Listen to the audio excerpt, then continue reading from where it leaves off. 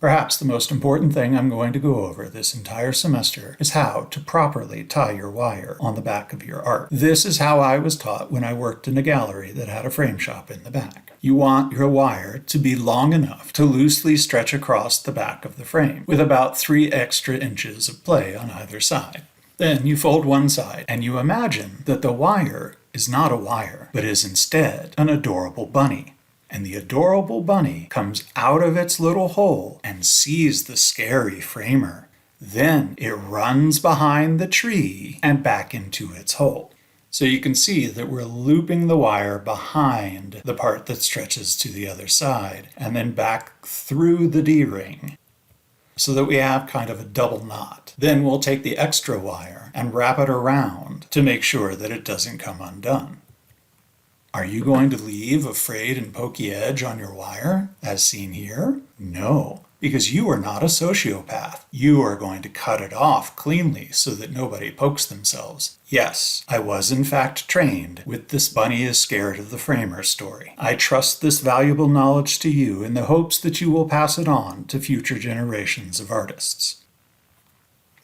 If you're not going to frame your art, you still need to protect it while it's in storage. One of the less expensive and more straightforward methods is to buy a roll of glassine. It's an inert archival paper, similar in consistency to wax paper, but please don't use wax paper. You can use glassine as an interleaving paper. You put it between works of art so that they aren't rubbing up against each other and ruining themselves. You can also fold it over and create little pockets and envelopes. You could buy the envelopes ready-made, but I think you know how to work scissors and a ruler, and it will save you some money to make your own.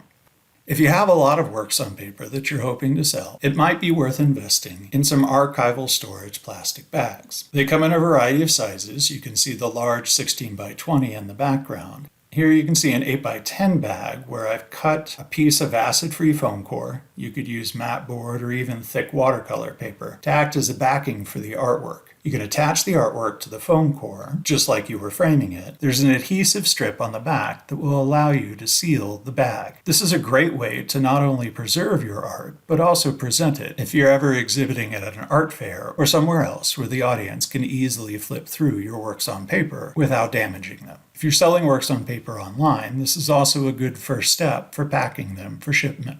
For long-term storage of art, you also want to protect it from moisture. Plastic sheeting available in the hardware store is a good choice, though I wouldn't want it to come into direct contact with the surface of your art. Same thing with bubble wrap. You can see that I've wrapped the painting in glassine, put in a sheet of acid-free foam core as an extra protection for the painted surface, and then wrapped it in bubble wrap. Don't let bubble wrap come into direct contact with the surface of your art. The texture can transfer, or the plastic can stick to your surface. Always wrap it in something archival first. Bubble wrap with the little bubbles is better than the big bubbles, because the big bubbles are actually easier to pop, and once they have, a larger area is left unprotected. You could further protect frameworks by a combination of bubble wrap or cardboard on the corners. If you're ever working on a grant proposal and you're wondering what to ask for, flat files. You want flat files.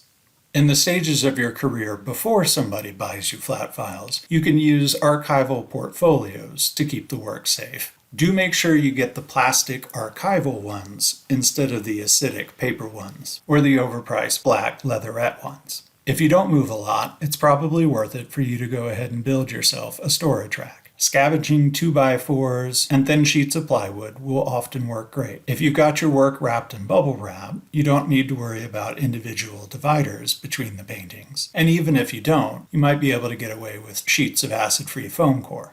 Clean carpet will keep the bottoms of the art from getting scuffed up when you slide things in and out. It doesn't have to be fancy, just screw it together. Don't use glue because you're probably going to have to rebuild it depending on how often you change the size of your art or move.